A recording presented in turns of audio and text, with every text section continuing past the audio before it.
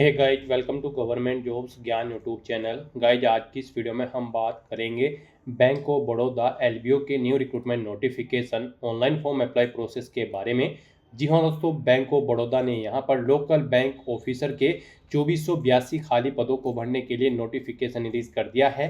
कैसे आप इस भर्ती में पार्टिसिपेट करने के लिए अपने फॉर्म अप्लाई कर सकते हो बिना कोई मिस्टेक किए हुए, इसकी पूरी जानकारी हम आपको स्टेप बाय स्टेप रजिस्ट्रेशन से लेकर प्रिंट तक इस वीडियो में देंगे। बस आपको इस वीडियो को स्किप के बिना शुरू से लेकर एंड तक देखना है। उसके बाद वीडियो पसंद आए तो इसे लाइक और शेयर कर दे। चैनल पर नए हो तो इसे सब्सक्राइब कर ले। साथ ही साथ आपको अपना फॉर्म अप्लाई करते हुए जो भी प्रॉब्लम फेस हो रही है उन सभी का हल आपको इस वीडियो में मिल जाएगा। कैसे यहाँ पर आपको अपना लाइव फोटो कैप्चर करना है, पासपोर्ट साइज फोटो कैसे अपलोड करना है, सिग्नेचर कैसे अपलोड करने हैं, डॉक्यूमेंट कैसे अपलोड करने हैं, कितने केबी में और किस फॉर्मेट में आपको अपलोड करने हैं, सभी जानकारी आपको इस वीडियो में दी जाएगी। बस आपको एंड तक हमारे साथ इस वीडियो में बने रहना है। तो बिना कोई वक्त गंवाए चलिए शुरू करते हैं। आपको इस वीडियो के डिस्क्रिप्शन बॉक्स में हमारी वेबसाइट ind-sarkari-naukri.in के इस पेज का लिंक मिल जाएगा। यहाँ पर आपको इस भर्ती के रिगार्डिंग सभी डिटेल्स प्रोवाइड कर दी गई है। बैंक ऑफ बड़ौदा ने यहाँ पर लोकल बैंक ऑफिसर एलबीओ के 2482 खाली पदों को भरने के लिए नोटिफिकेशन रिलीज कर दिया है। आप 18 अगस्त 2026 से 7 सितंबर 2026 तक अपने फॉर्म अप्लाई कर सकते हो। आकर्षक सैलरी पैकेज आपको इस पोस्ट के लिए प्रोवाइड कराया जाएगा। इस पोस्ट पर अप्लाई करने के लिए आपके पास बैचलर डिग्री होनी चाहिए किसी भी स्ट्रीम के अंतर्गत किसी वेल रिकॉग्नाइज्ड यूनिवर्सिटी से। प्लस यहाँ पर आपको उस स्टेट की लोकल लैंग्वेज आनी चाहिए जिस स्टेट के लिए आप अप्लाई कर रहे हैं। इस पोस्ट पर 21 से 30 साल आपकी आयु सीमा रखी गई है। जनरल, ओबीसी, ईडब्ल्यूएस के लिए 850 रुपये फीस है। एससी, एसटी, पीएच और फीमेल के लिए मात्र 175 रुपये फीस है, जो कि आप ऑनलाइन मोड से जमा करा सकते हो। सिलेक्शन आपका ऑनलाइन टेस्ट, साइकोमेट्रिक टेस्ट और इंटरव्यू के आधार पर होगा। आप ऑल इंडिया से ऑनलाइन मोड में अप्लाई कर सकते हो। उसके लिए आपको इस पेज को नीचे स्क्रॉल करना है, इंपॉर्टेंट लिंक सेक्शन में आना है, ऑफिशियल नोटिफिकेशन पीडीएफ लिंक पर क्लिक करके इस भर्ती के नोटिफिकेशन को ओपन कर लेना है और इसमें से आपको पूरी डिटेल रीड कर लेनी है। यहाँ पर आपको सभी डिटेल्स प्रोवाइड कर दी गई है, जैसे कि क्या पोस्ट का नाम है, कितनी उसके लिए नंबर ऑफ वैकेंसीज है, कैसे आप अप्लाई कर सकते हो, कब से कब तक आप अप्लाई कर सकते हो, क्या आपका एलिजिबिलिटी क्राइटेरिया होना चाहिए। पूरी जानकारी यहाँ पर आपको इस नोटिफिकेशन में दे दी गई है। आप सभी डिटेल्स यहाँ से रीड करें, उसके बाद अपने फॉर्म अप्लाई कर लें। फॉर्म अप्लाई करने के लिए भी आपको हमारी वेबसाइट के इसी पेज पर ही अप्लाई ऑनलाइन का लिंक दिया गया है। जैसे ही आप इस लिंक पर क्लिक करेंगे आपके सामने बैंक ऑफ बड़ौदा का ये पोर्टल ओपन होगा। गाइस, यहाँ पर अगर आपने पहले से रजिस्ट्रेशन कर रखा है तो आपको यहाँ पर login for already registered candidate की स्टेप पर क्लिक करना है। आपके सामने लॉगिन का पॉपअप शो होगा। इसमें आपको अपना रजिस्ट्रेशन नंबर एंटर करना है, पासवर्ड एंटर करना है, ये कैप्चा कोड यहाँ पर एंटर करना है और उसके बाद सबमिट के इस ऑप्शन पर क्लिक करते हुए आपको लॉगिन करके अपना फॉर्म अप्लाई कर लेना है। और अगर आप इस भर्ती के लिए फर्स्ट टाइम अप्लाई करने जा रहे हो तो सबसे पहले यहाँ पर आपको अपना रजिस्ट्रेशन करना होगा। उसके लिए आप click here for new registration की स्टेप पर क्लिक करें। आपके सामने यहाँ पर रजिस्ट्रेशन का फॉर्म ओपन हो जाएगा। इसमें आपको अपनी बेसिक इन्फॉर्मेशन देते हुए रजिस्ट्रेशन करना है। सबसे पहले यहाँ पर आपको अपना फर्स्ट नेम एंटर कर देना है, उसके बाद उसे एक बार फिर से एंटर करके कंफर्म कर लेना है। मिडिल नेम, लास्ट नेम है तो आप एंटर करके कंफर्म कर ले, नहीं है तो इन कॉलम्स को आप खाली छोड़ सकते हैं। यहाँ पर जिन कॉलम के सामने रेड कलर का ये स्टार बना हुआ है वो कॉलम आपको हर हाल में फिल करने हैं और जिनके सामने स्टार नहीं होता वो ऑप्शनल होते हैं। तो यहाँ पर आपको अपना नाम अपनी 10वीं की मार्कशीट के अकॉर्डिंग एंटर करना है। उसके बाद आपको अपना मोबाइल नंबर यहाँ पर एंटर करना है, फिर उसे एक बार फिर से एंटर करके कंफर्म कर लेना है। कोई अल्टरनेट मोबाइल नंबर या फिर लैंडलाइन नंबर है तो वो आप एंटर कर सकते हैं, नहीं है तो इस कॉलम को खाली छोड़ दें।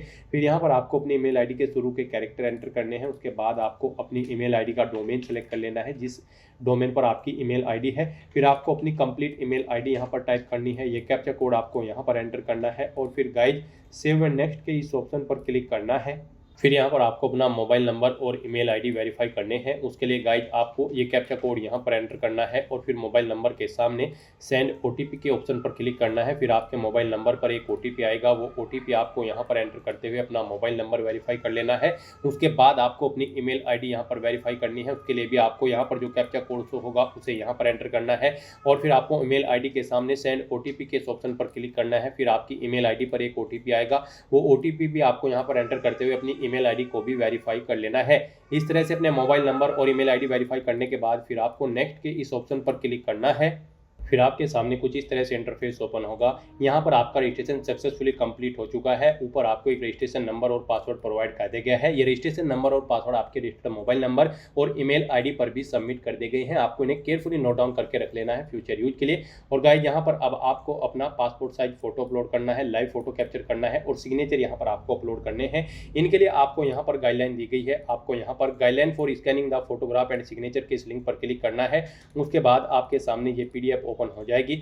यहाँ पर आपका जो पासपोर्ट साइज फोटो अपलोड होगा उसकी डायमेंशन 4.5 सेंटीमीटर इंटू 3.5 सेंटीमीटर होनी चाहिए और यहाँ पर ये 20 KB से 50 KB के बीच में होना चाहिए। JPG या फिर JPG फॉर्मेट में आपका ये फोटो होना चाहिए। फिर आपको अपना लाइव फोटो कैप्चर करना है। फोटो कैप्चर करते समय आपको कुछ चीज़ों का ध्यान रखना होगा। जब आप अपने वेब कैमरा या फिर मोबाइल फोन के थ्रू अपना फोटो कैप्चर करेंगे तो फोटो कैप्चर करते समय उस स्थान पर प्रॉपर वे में लाइट होनी चाहिए जिस स्थान पर आप अपना फोटो कैप्चर कर रहे हैं। सिंपल प्लेन बैकग्राउंड होना चाहिए और फोटो कैप्चर करते समय आपको यहाँ पर अपने चेहरे पर कोई मास्क नहीं लगाना है, कानों में ईयरफोन्स वगैरह नहीं लगाने हैं। फिर आपको अपने सिग्नेचर अपलोड करने होंगे।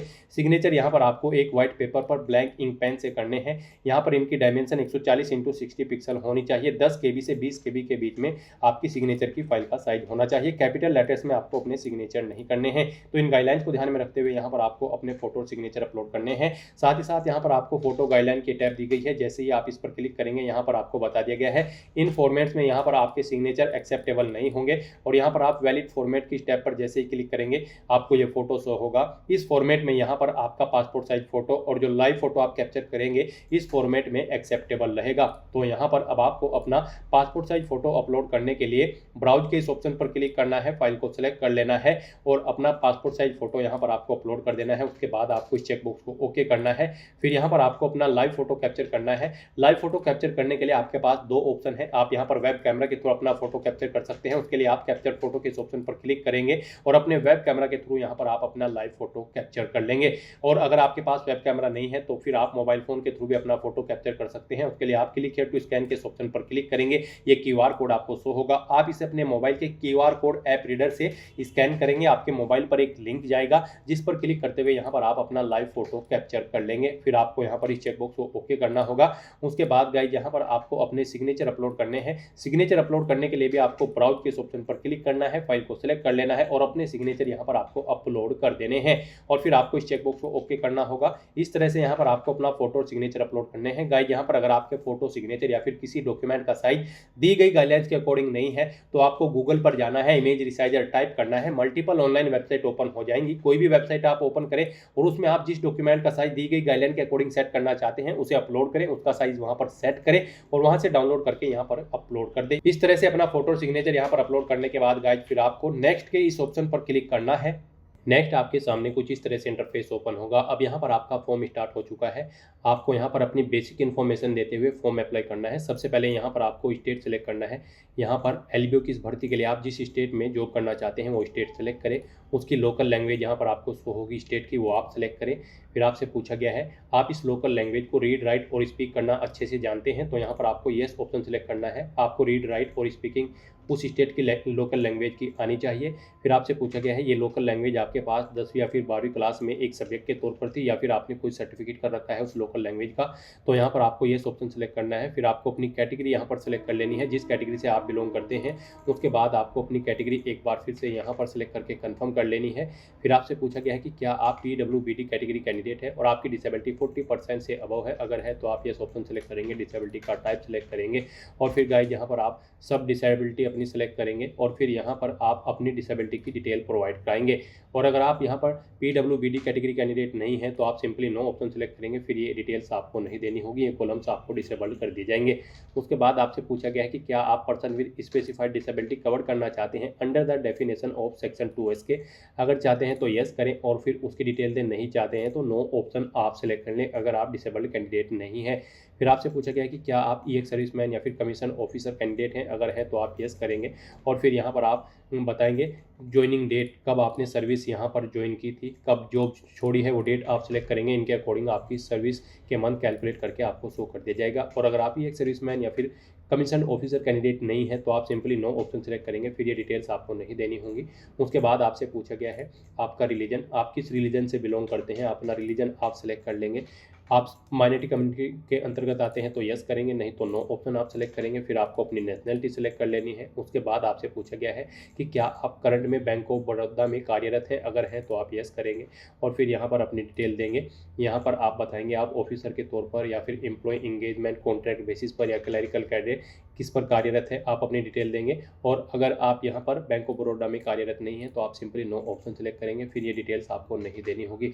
फिर आपसे पूछा गया कि क्या आप एक्स एम्प्लॉय हैं बैंक ऑफ बड़ौदा के, अगर है तो यस करें और उसकी डिटेल दें, नहीं है तो नो ऑप्शन आप सिलेक्ट करें। उसके बाद आपको यहाँ पर स्टेट सेलेक्ट करना है, एग्जामिनेशन स्टेट। यहाँ पर आप एग्जाम में जिस स्टेट में पार्टिसिपेट करना चाहते हैं वो स्टेट सेलेक्ट करें। उसके अंतर्गत जो सिटी है एग्जाम सिटी वो आप सेलेक्ट कर ले अपनी चॉइस के अकॉर्डिंग। उसके बाद आपको अपनी पर्सनल डिटेल में यहाँ पर डेट ऑफ बर्थ सेलेक्ट कर लेनी है। फिर आपको अपना जेंडर सेलेक्ट करना है।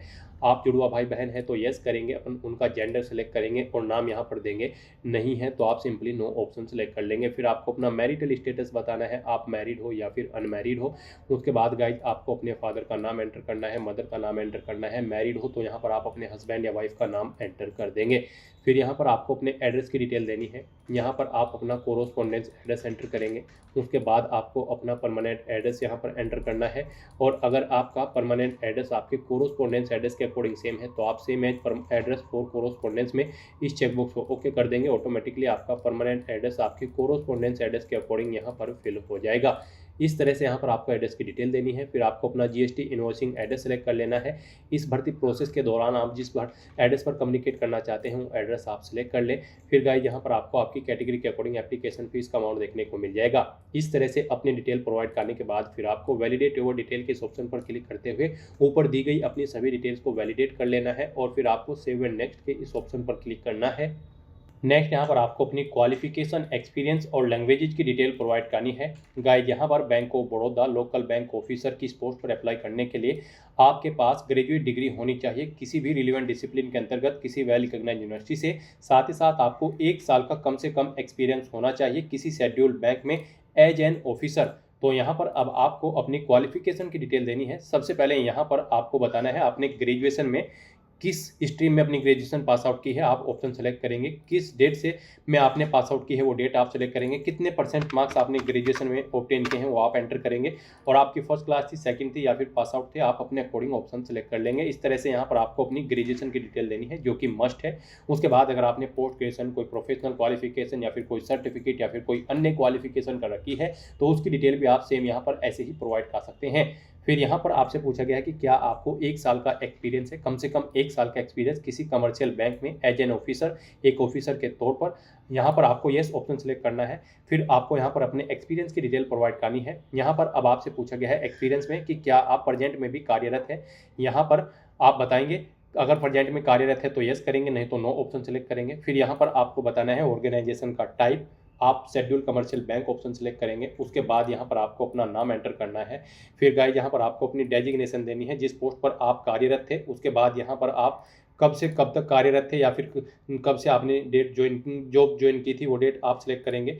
कब जॉब छोड़ी है, अगर जॉब छोड़ चुके हैं तो वो डेट आप सिलेक्ट करेंगे। नेचर ऑफ ड्यूटी यहाँ पर देंगे, जॉब छोड़ चुके हैं तो उसे छोड़ने का कारण देंगे। ये डेट्स जो यहाँ पर आप सिलेक्ट करेंगे इनके अकॉर्डिंग यहाँ पर आपका एक्सपीरियंस कैलकुलेट करके आपको शो कर दिया जाएगा। इस तरह से यहाँ पर आपको अपनी एक्सपीरियंस की डिटेल देनी है। एक से ज़्यादा जगह वर्किंग एक्सपीरियंस है तो आप एड मोर के इस ऑप्शन पर क्लिक कर देंगे। सेम ऐसा ही एक और सेक्शन यहाँ पर आपको शो हो जाएगा और उसमें आप अपनी एक्सपीरियंस की डिटेल प्रोवाइड कर देंगे। यहाँ पर आप अपने मल्टीपल एक्सपीरियंसेस की डिटेल भी प्रोवाइड कर सकते हैं।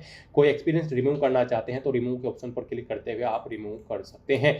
इस तरह से यहाँ पर आपको अपने एक्सपीरियंस की डिटेल देनी है। फिर आपको अपनी लैंग्वेजेस की डिटेल देनी है। यहाँ पर आपने पीछे जो भी स्टेट सेलेक्ट किया होगा जॉब करने के लिए उसकी जो लोकल लैंग्वेज है वो यहाँ पर आपको ऑटोमेटिकली एंटर्ड मिलेगी। इसमें आपको रीड, राइट और स्पीक आना चाहिए तो आप इन ऑप्शंस को इनेबल कर देंगे। उसके बाद आप जो भी लैंग्वेज जानते हैं वो यहाँ पर आप एंटर करें और उसमें बताएं उसमें आप रीड, राइट, स्पीक करना क्या जानते हैं वो यहाँ पर आप डिटेल प्रोवाइड कर सकते हैं। तो यहाँ पर आप जितनी भी लैंग्वेज जानते हैं वो उनकी डिटेल्स आप प्रोवाइड कर सकते हैं। इस तरह से यहाँ पर अपनी क्वालिफिकेशन, एक्सपीरियंस और लैंग्वेज की डिटेल प्रोवाइड करने के बाद गाइज फिर आपको वैलिडेट योर डिटेल के इस ऑप्शन पर क्लिक करते हुए अपनी डिटेल्स वैलिडेट कर लेनी है और उसके बाद आपको सेव एंड नेक्स्ट के इस ऑप्शन पर क्लिक करना है। नेक्स्ट यहाँ पर आपने अपने एप्लीकेशन फॉर्म में पीछे अब तक जो भी डिटेल प्रोवाइड कराई है उसका पूरा प्रीव्यू आपको शो कर दिया गया है। आपको सभी डिटेल्स केयरफुली चेकआउट करनी है।